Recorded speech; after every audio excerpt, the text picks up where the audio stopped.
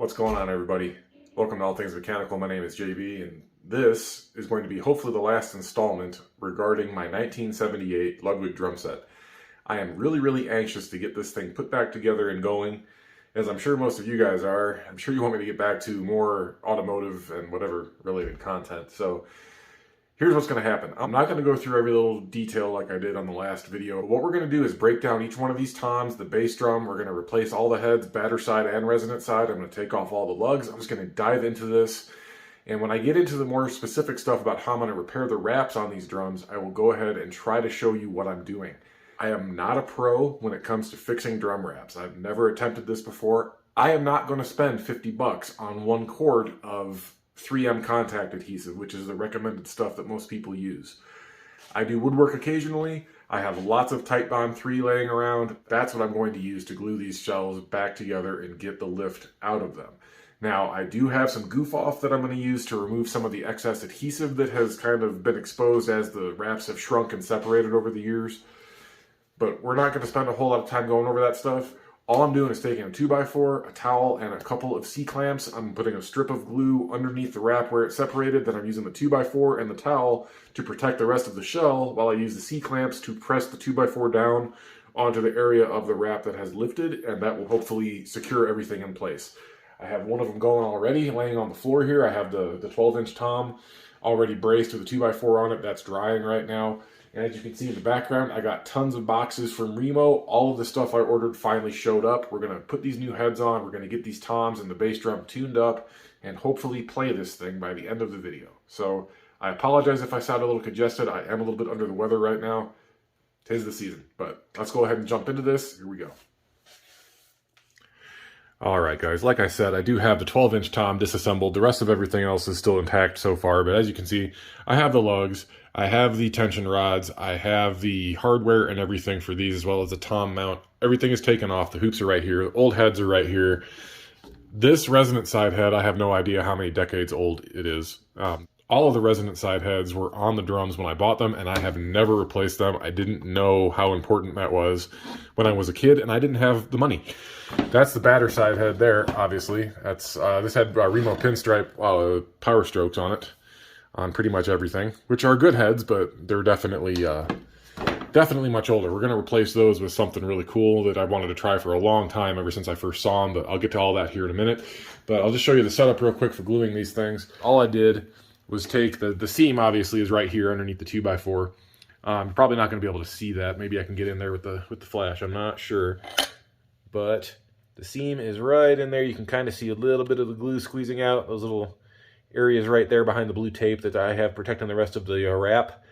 But I just laid a relatively thick layer of that Titebond 3 wood glue underneath there.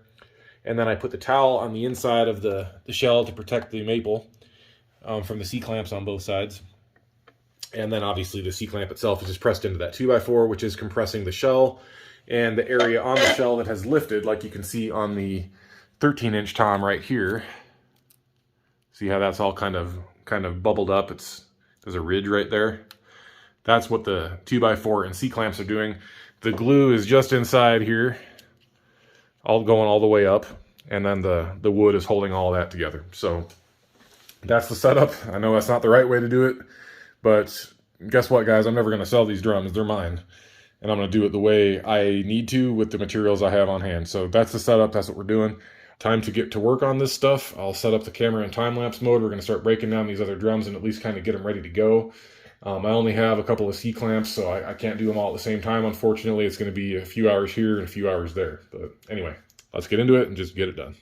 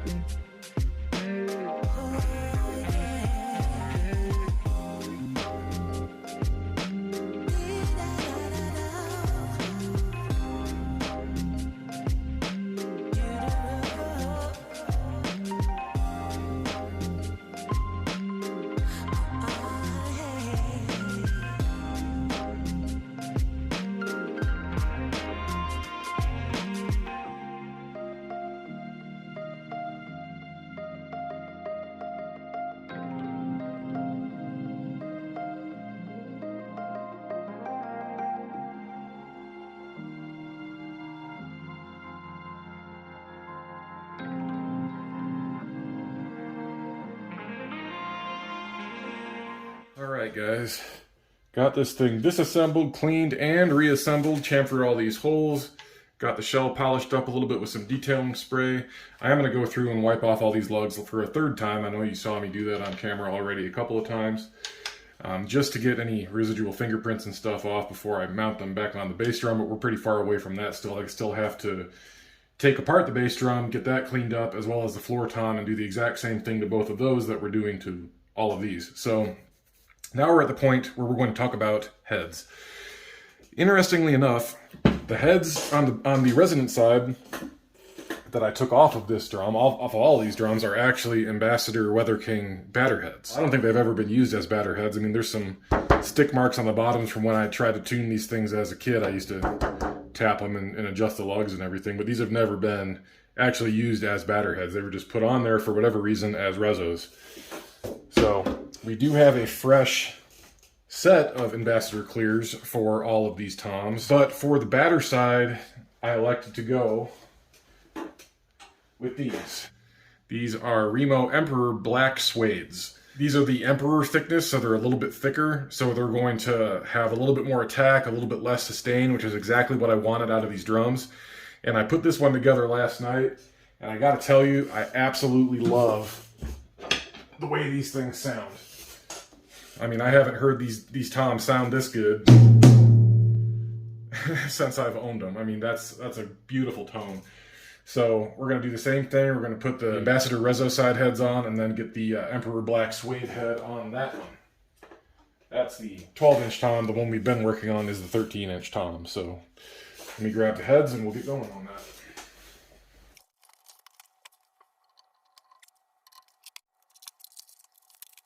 Now, if you guys remember, we did have this goofy tension rod that was screwed up.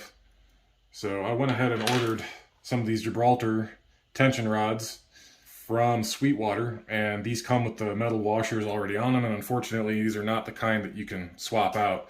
I did end up putting these Tama plastic washers on the other tom, so we're going to have some metal ones on the bottom of this one. That's fine. Not a big deal. These are brand new and they're in perfect shape, so we're just going to put them in. And we're going to do the same thing we did on the Superphonic, and that is use this Dominator synthetic grease just to lubricate the threads as they go in.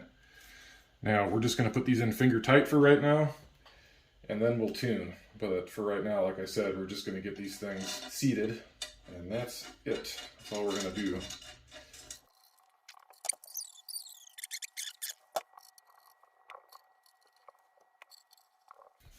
Right, got the Rezo side on. And we'll flip this guy, put this beautiful black suede on.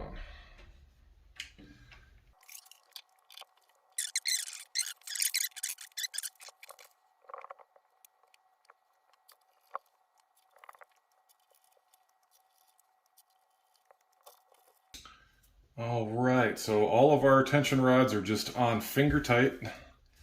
There is no tone in these heads at all yet. So I'm going to do a method of tuning that I have found to be very, very quick, easy, and beneficial to learn, which is the Rob Brown method. I don't know if he's the one that came up with it, but he's the one that teaches it.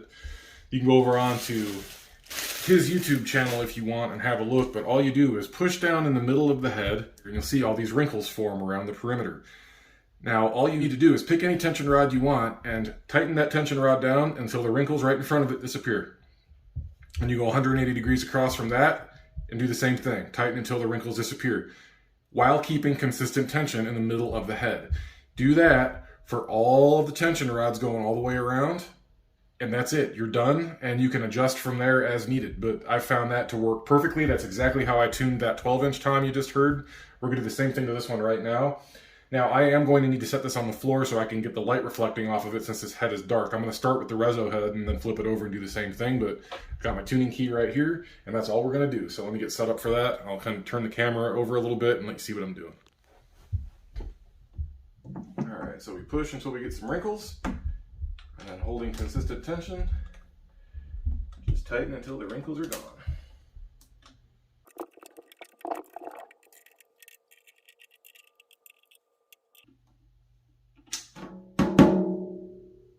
One down.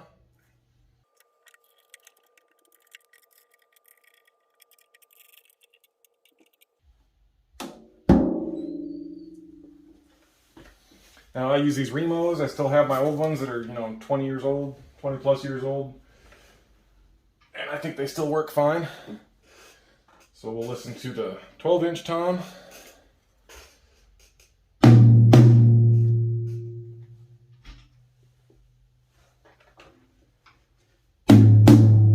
Man, that sounds great. Sounds absolutely fantastic.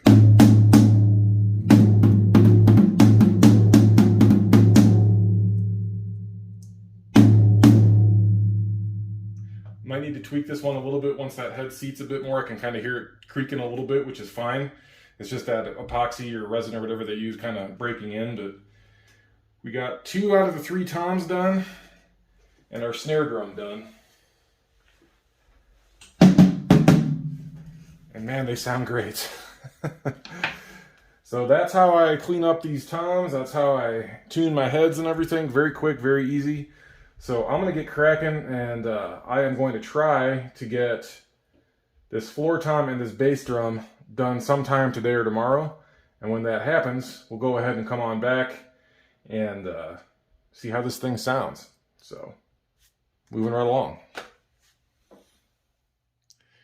Alrighty guys, it's actually several days later. My wife had to travel to the very northwestern corner of Washington for some work at one of the VA hospitals up there, and she brought back what she believes is the latest variant of COVID. She is absolutely hellaciously sick right now, and I feel like I'm getting sick as well. So it has been a very interesting few days, and the worst is still coming for me, I believe. Anyway, like I mentioned in the last segment here, I did end up getting the 16-inch floor tom done and tuned. We'll go into a little bit more detail about that. That one, I did re-glue the wrap and took off all the lugs, cleaned all those, put everything in the ultrasonic cleaner. But there's the logo, and you can see if I can find the seam. Where's the seam? Did I do that good of a job? No, there it is. This is nice and flat now.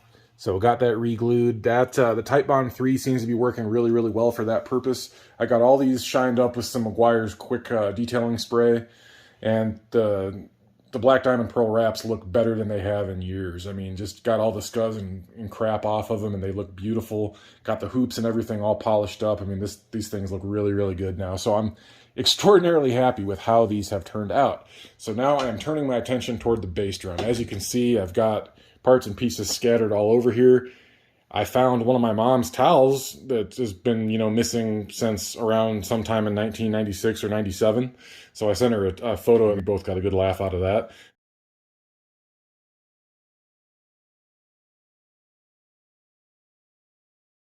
So I'll roll a clip in of the bass drum real quick as I was pulling the old heads off of it. And, much like the toms, they were just filthy. So yeah, as you can see, that's pretty scuzzy. There's all kinds of crap that was built up in there. So I have gone ahead and wiped out the inside of this thing, gotten all the dust and dirt and junk off of it. And I'm telling you guys, unfortunately, this bass drum is just, the wrap is a little bit too damaged for me to feel comfortable with trying to pull these lugs off and trying to get everything resecured. The bottom of it is okay because it hasn't really been exposed to a whole lot, but on most bass drums it's a 2-piece wrap. So there's a seam here and then another seam here. And as you can see, this seam is, I could probably pull this spur off and just glue this one down really quick, but the other side here, that's not lifting quite as bad because rather than just a spur, it has 2 lugs holding it down. It is still pulling a little bit, but up here it's really bad. It's got, you try to flatten that out and it just shifts the entire wrap.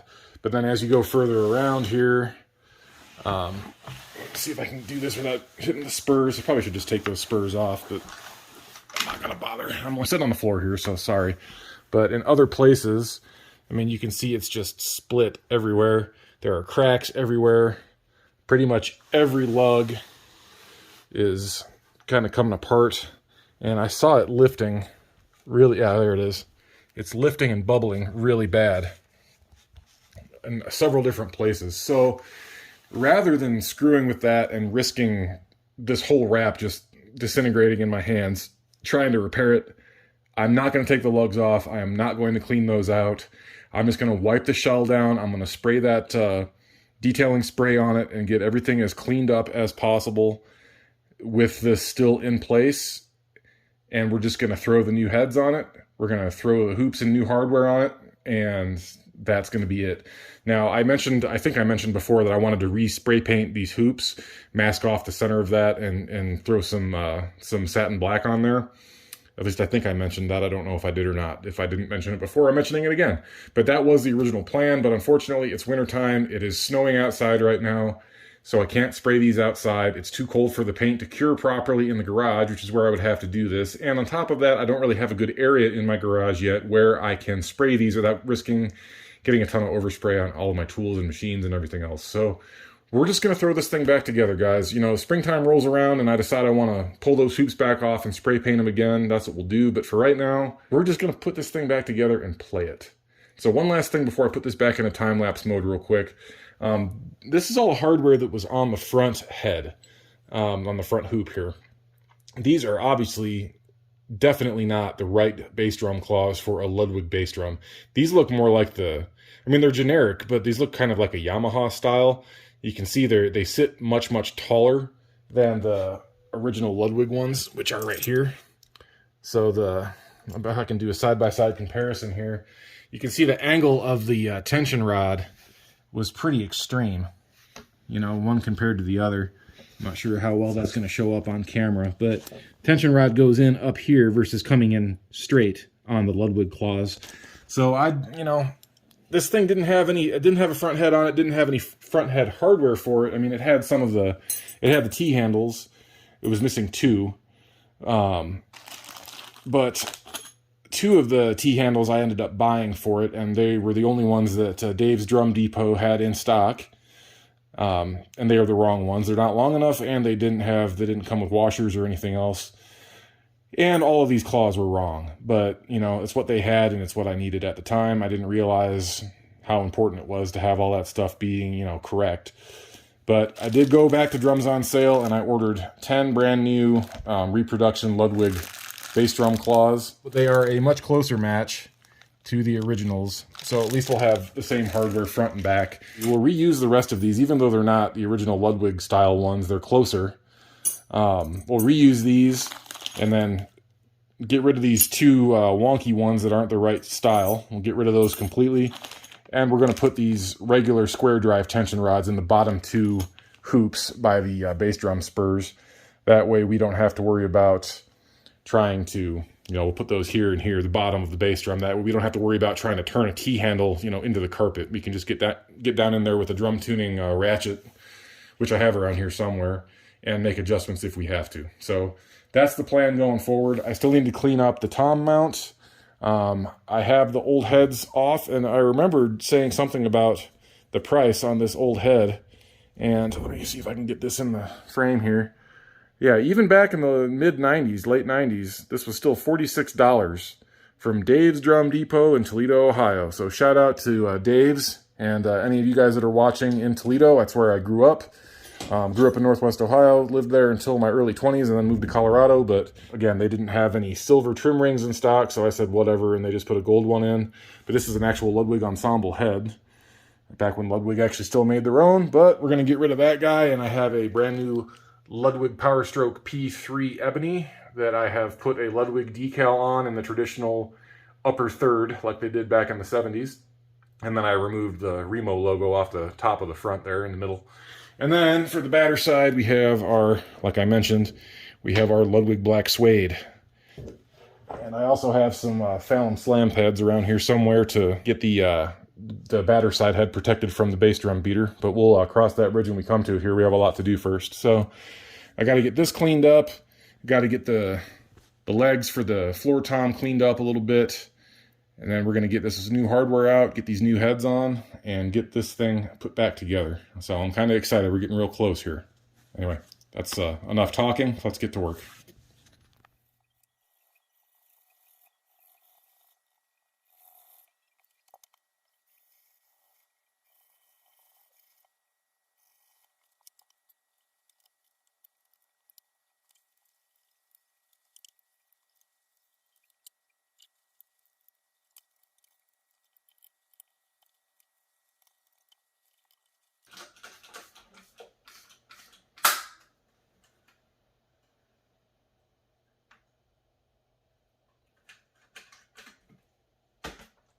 Well, that's what I get for using a 5-year-old thing of detailing spray. It just broke.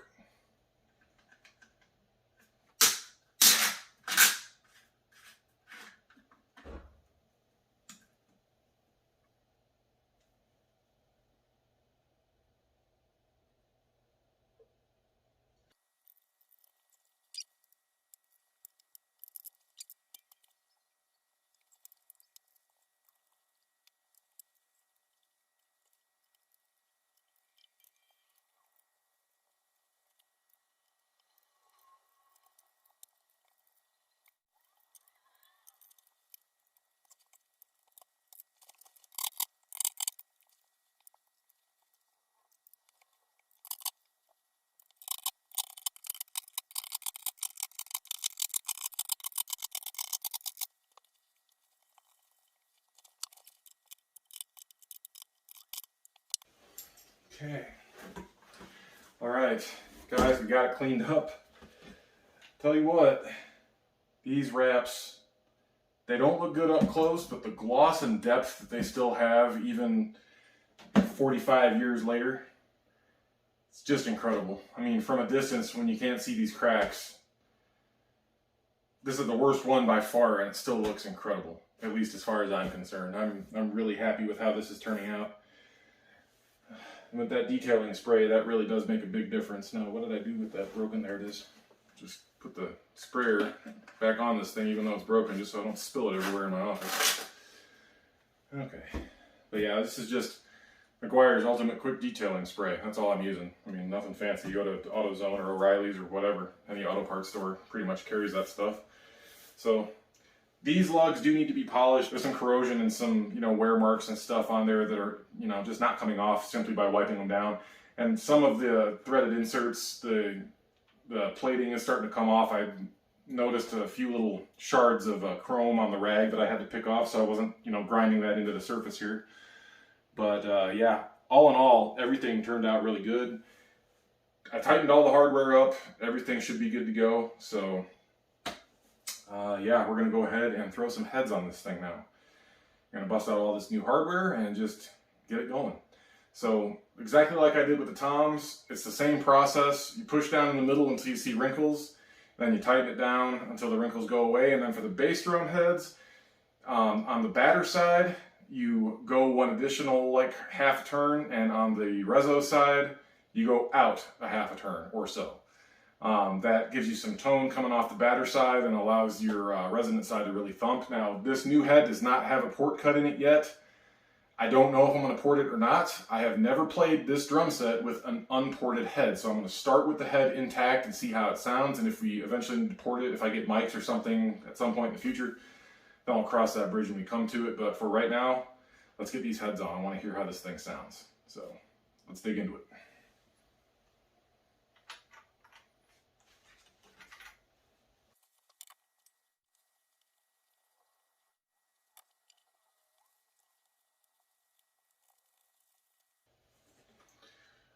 All right, guys, got these hoops wiped down. I had the resonant side and the batter side switched around. I used that same rag that I had the detailing spray on and just shined up whatever paint is left on here. I did notice that I've got some inlay here that is coming off, so I am going to just hit this with a little bit of glue real quick and just tape this down. Not going to worry about letting it cure or anything. It'll be fine with the tape holding it in place. And then we'll get to put these heads on, so give me just a second. I'm just putting a teeny tiny little strip of glue on here. I don't want to have a bunch of squeeze out or a big mess.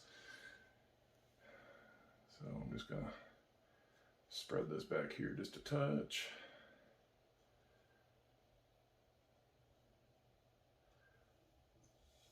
That should be plenty good enough for what we're doing.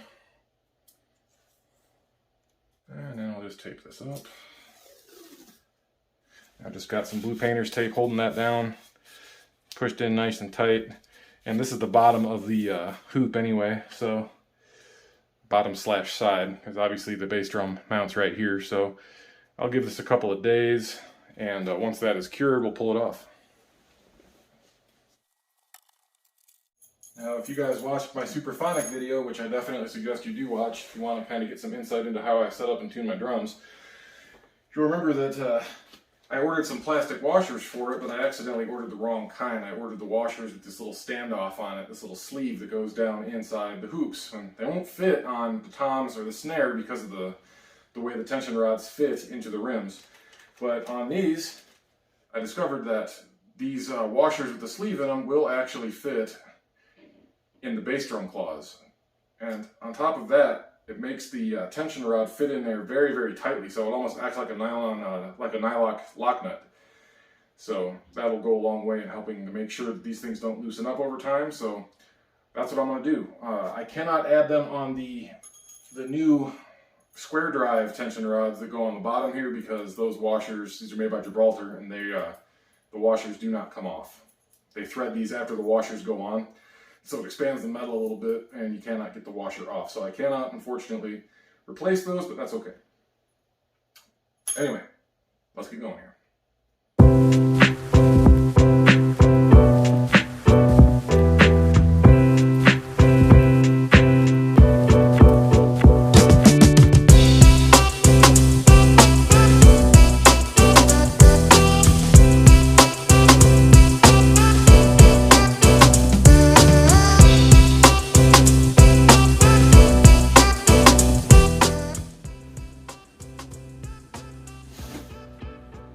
It's supposed to be cooler in the basement. Gracious. Sauna down here.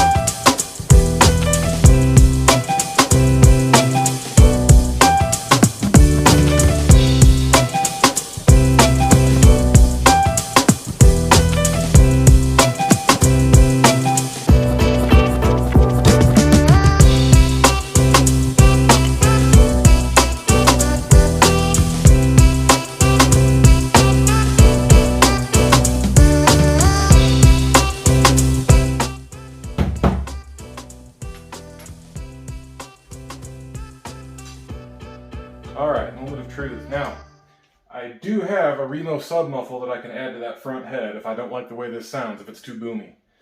But we're going to try it without that first. Let's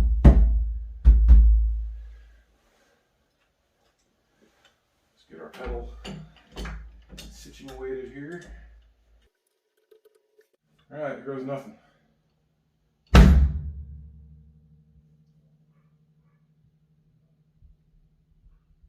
What? Holy crap! Wow! What?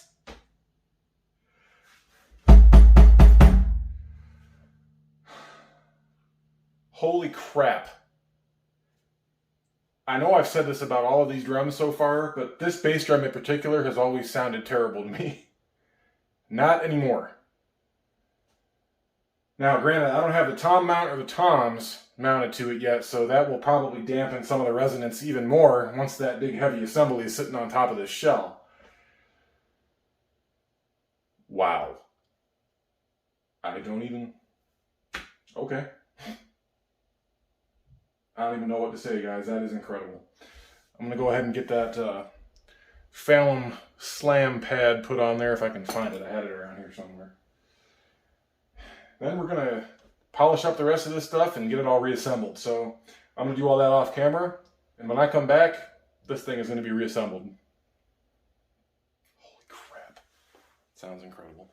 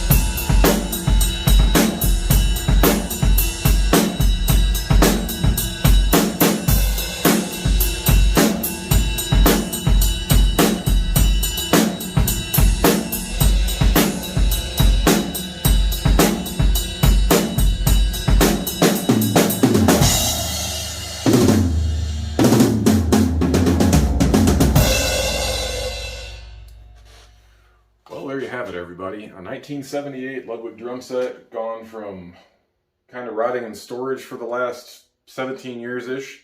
But now we've taken it from that neglected and unused state and got it sounding better and more squared away than it has in the entire time I've owned it. This thing has been in my possession, like I said, for 27 years, which is basically the longest running thing I've owned. And it's still in remarkably good shape. Yeah, the wraps are cracked, they've stretched, they're separating, but we've got those squared away with that tight bond glue, and it's still holding strong. Those repairs look really, really good. So I'm extremely happy with how that's turned out. The Speed King bass drum pedal is fantastic now. Not as big of an improvement as I was expecting, to be completely honest, but I'm also extremely out of practice. I'm a self-taught drummer, guys. I'm a self-taught drummer, guitarist, and bass player. I've had maybe 2 guitar lessons, no drum lessons, no bass lessons, and I've just kind of taught myself as I've gone along. Dave Grohl has been my inspiration for many, many decades. I love that guy. I think he's a fantastic musician, and maybe not the best way of learning music, but he's certainly been my inspiration because of how successful he is. But anyway, I'm getting off topic here, but new heads sound great. This bass drum especially, I'm just absolutely thrilled with. Now, I know, like I mentioned before, I don't have drum mics. This probably sounded like a wash of noise on the video. I actually haven't seen it yet, so you're seeing it before I have because I haven't done post-production yet. But it's really, really hard to get a good acoustic drum set sound when you don't have individual drum mics and you don't have any software to kind of level that out and get it mixed properly. So you're hearing the raw footage right off of the camera mic, which is not ideal for, recording acoustic drums in a small room with no acoustic foam, no nothing that has prepped any of this space for recording any sound. So I'm sure it sounds pretty bad, and I'm sure my playing leaves a lot to be desired because, like I said, guys, it's been a long time since I've played on a regular basis. I'm having a really difficult time trying to get my fills in correctly and just trying to get the timing down. It's been a long time, so don't let my inability take away from the fact that these are fantastic drums. A lot of people poo-poo on the 6-ply Ludwig shells. Now, I've never played an older Ludwig kit with the 3-ply shell, so I don't have anything to compare against, but all I know is that taking these old heads off and putting the new heads on, batter and resonant, has really woken these things up. They sound fantastic. The resonance is perfect. The decay is really fast, which is exactly what I wanted. And man, that bass drum just thumps now. It is fantastic. Now, I mentioned I did have that Remo submuffle that I could put in, and I did do that. I have not ported the front bass drum head, but I tried putting the submuffle on the front head to try to get a little bit less boominess out of this thing. I did not like the way it sounded. So I ended up putting the submuffle on the batter side, and that really woke this drum up. Having an unported resonant head and a super thick black suede batter head with that submuffle resting up against it, this thing absolutely thumps. I mean, it pounds. It is a really, really good sounding bass drum. So I could not be more happy with how this has turned out. I am going to be getting some better cymbals going forward here. I don't know when that's going to happen. And I don't know if I'm going to have any more musical content on this channel. I think that I am losing a little bit of viewership because of this, because it's kind of taken away from what people expect from this channel. My viewership in December has just gone way, way down, which could just be because of the season. People are vacationing and spending time with family for the holidays instead of staring at my dumbass on the TV. So don't worry about that. I'll figure it out. But if you guys want to see more stuff like this, leave me a comment, like the video, tell me what you want to see, and maybe I can set up a second YouTube channel specifically related to musical content. More drumming stuff, more guitar stuff, more bass stuff. I do build guitars occasionally. I have a Telecaster that I built. I have a bass guitar that I built. There's a few more in the works that I'm working on right now. I'm a total amateur. I'm not a luthier by any means, but if the need is there and the desire is there, let me know, and I'll create a second channel for that kind of thing. But it's Christmas Day, guys, so I'm going to go back upstairs. I'm going to spend some time with my family, and I wish each and every one of you a very Merry Christmas if you are of the Christian faith. If you're not, just take that as a simple holiday greeting of goodwill and run with it. I have a lot of cool stuff planned for 2023. I hope I get a lot of that stuff done, but we'll see what happens. So in the meantime, I want all you guys to be safe, have fun, enjoy the holiday, enjoy the long weekend with your families, and we'll see you guys next year. Merry Christmas and Happy New Year. Thank you very much for watching. Take care, guys.